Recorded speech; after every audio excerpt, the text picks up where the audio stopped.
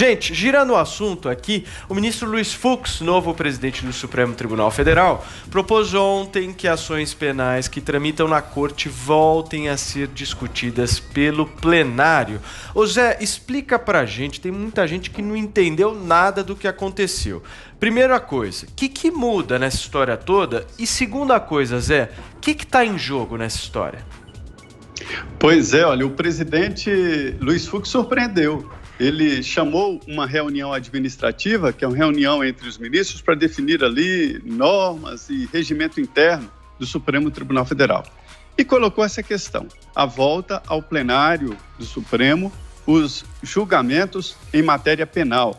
Em 2014, o próprio Supremo entendeu que ficaria só por conta de julgar o mensalão se não houvesse uma mudança. Aí tiveram a ideia de deixar no plenário só os presidentes da República, da Câmara e Senado. E os outros deputados e senadores eram cerca de 60 denunciados entre mensalão e Lava Jato. Seriam julgados nas turmas, primeira turma e segunda turma. E acabou ficando na segunda turma a Lava Jato porque o ministro Edson Fachin é da segunda turma e é o relator da Lava Jato no Supremo Tribunal Federal. Então o ministro propôs e foi aceita e já é uma determinação, já é um regimento. Todos os processos que envolvam inquéritos, processos, julgamentos na área penal vão para o plenário principal. O argumento ali é de que, em 2014, o plenário estava muito cheio, mas de lá para cá houve o plenário virtual, que esvaziou bem o plenário do Supremo Tribunal Federal, e também já não são tantos assuntos assim. E aí o que acontece? Há o debate sobre como ficam os outros processos. Todos os processos vão para o plenário. Agora, no caso do presidente Jair Bolsonaro, sobre essa história de interferência na Polícia Federal, isso fica no plenário porque ele já era presidente. E no caso do ex-presidente Lula não muda, porque, primeiro, ele não tem foro privilegiado. Isso não é um julgamento do ex-presidente, mas um habeas corpus apresentado colocando o Sérgio Moro como parcial. Então, quem será julgado é o ex-ministro, o ex-juiz Sérgio Moro. Então, isso fica no plenário da segunda turma do Supremo, que é chamada de Éden, de Paraíso, né? E o Gilmar Mendes se transformou no senhor do caso.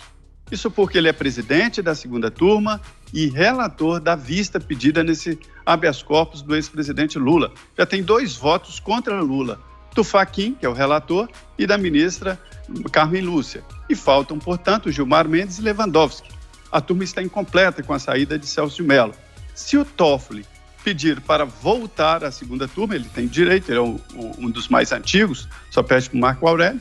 Se ele pedir para voltar, aí pode ser que um alinhamento de 3 contra 2 continue e forme aí esse Éden perfeito, esse paraíso formado na segunda turma. Agora, os bastidores é o seguinte, ministros tentam levar o caso Lula para o plenário.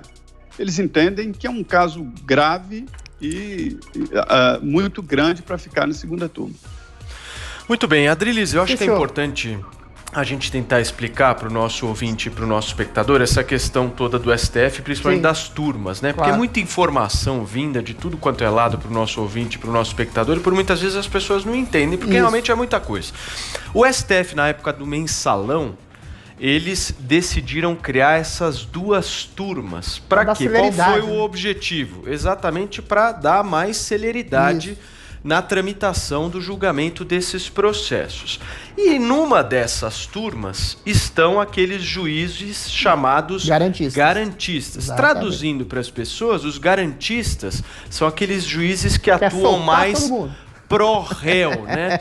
Ou seja, sempre vão beneficiar de alguma maneira o réu numa decisão em que ele tenha que tomar, caso ele tenha que decidir entre o processo e o réu, ele vai seguir sempre pelo réu. Só tentando explicar e exemplificar para o nosso ouvinte. Aí o que o Fux fez? O Fux ontem acabou com essa história. Resolveu acabar com essa história de até turmas. Certo ponto, né? Exatamente. E voltou para a decisão geral de tudo via plenário. O que beneficiou a Lava Jato e as operações de combate à corrupção, porque retira essas decisões dessa turma, desses garantistas, e joga para uma discussão para 11 ministros, para uma composição um pouco maior. O que eu queria te perguntar é o seguinte: você acha que vai ter retaliação contra essa decisão do Fux? Acho que não. Acho que do ponto de vista judicial ele é muito claro, né? Tanto mais pluralidade na decisão de um colegiado, que é o caso do Supremo Tribunal Federal, tanto mais justiça, né? Agora, esse tipo de argumentação esdrúxula, de dividir para dar mais celeridade aos processos, redundou num fracasso retumbante. Redundou exatamente no aspecto ditatorial de um garantismo que, contemporaneamente, tem dado sucessivas derrotas à Lava Jato e ao combate da corrupção, sobretudo a possibilidade de anulação. A volta de Lula, o maior corrupto da história da República, chefe do maior esquema de corrupção da história, e feito por 2 juízes apenas. Vamos fazer uma matemática simples. São 5 juízes, 2 garantistas, 2 mais punitivistas. O Celso de Mello se afastou porque estava com problema de saúde. E aí, em dúbio pro réu, quando dá empate, a decisão fica nas mãos do Gilmar Mendes e o Ricardo Lewandowski, os 2 mais garantistas da história, que anularam prisão, deixaram de colocar prisão em segunda instância, soltaram o bandido de colarinho branco. Gilmar Mendes virou até uma piada nacional, né? Das intensas e inúmeras solturas que ele concretizou. Ou seja, quando você joga isso novamente para o colegiado, para os 11 ministros, e note bem, quando tinha 2 turmas, ainda tinha outro problema maior ainda, porque o presidente não votava. Então, eventualmente, se o presidente não vota, aí você cria 2 turmas, 2 segmentos, e uma maioria simples de 2 pessoas, às vezes, pode dar um caminho nefasto e anular toda a Lava Jato e colocar o Lula de volta na candidatura democrática à presidência da República. Isso é, sim, uma coisa horrorosa dentro do Supremo, e isso reforça, mais uma vez, aí eu vou ter que concordar um pouquinho com o intelectual nefasto Joel, a importância de uma pluralidade maior de conservadores, de progressistas, eventualmente de garantistas, de pessoas mais punitivistas ao Supremo. Isso coloca mais luzes numa possibilidade de uma vaga aberta ser preenchida por um juiz mais punitivista, menos progressista, que não faça do Supremo um órgão assim de condutor da humanidade, de garantidor de direitos de pessoas mais ricas que vão ficar impune.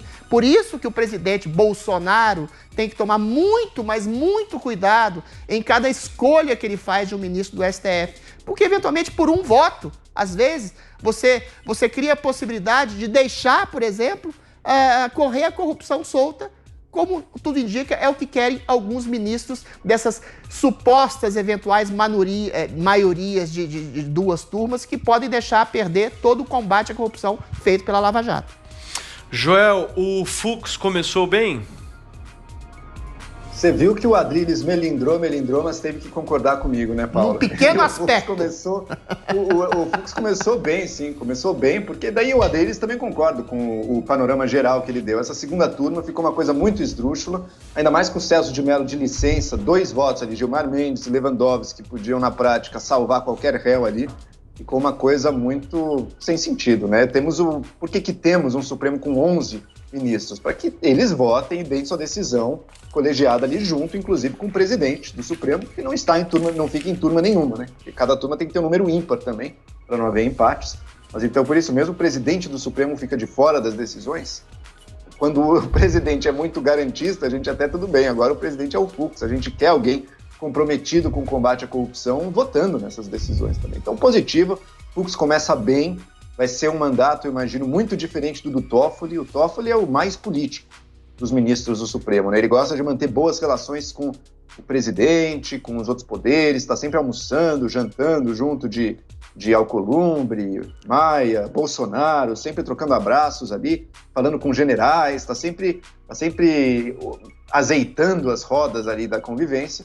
Mas na hora de tomar uma decisão mais concreta, por exemplo, para reduzir a impunidade, para melhorar o funcionamento da nossa justiça, não se esperava grande coisa dele. Do Fux, sim, em Fux we trust, como dizia Sérgio Moro lá nas mensagens apreendidas. Foi ele ou foi o Deltan? Um dos 2 ali falou isso nas mensagens apreendidas. E, de fato, o Fux é um dos bons nomes do Supremo, comprometido com o combate à corrupção. Não confundam isso com conservadorismo também. Não é que ele é um cara conservador, com uma visão antiquada, nada disso. Ele está apenas querendo modernizar o nosso Estado, a nossa legislação, para que a lei seja cumprida, inclusive quando ela processa e pune criminosos do colarinho branco. Vamos lembrar que para um criminoso comum, uma pessoa pobre, ela vai para a prisão antes da primeira instância, porque ela está em investigação, já está presa preventivamente. Para um criminoso rico, não. Ele vai preso depois da última, que nunca chega, né, com tantos recursos que é possível ter. Então, que bom que o Fux chegou já, começando com o pé direito, fazendo mudanças para reduzir a impunidade do crime de colarinho branco no Brasil. Muito bem, Joel Pinheiro. Deixa eu me despedir aqui do nosso Zé Maria Trindade, mais uma vez com uma brilhante participação aqui no Morning. Zé, valeu, um abração para você e a gente se vê amanhã. Certo, até amanhã. Muito obrigado, valeu, bom Zé. dia a todos. Valeu.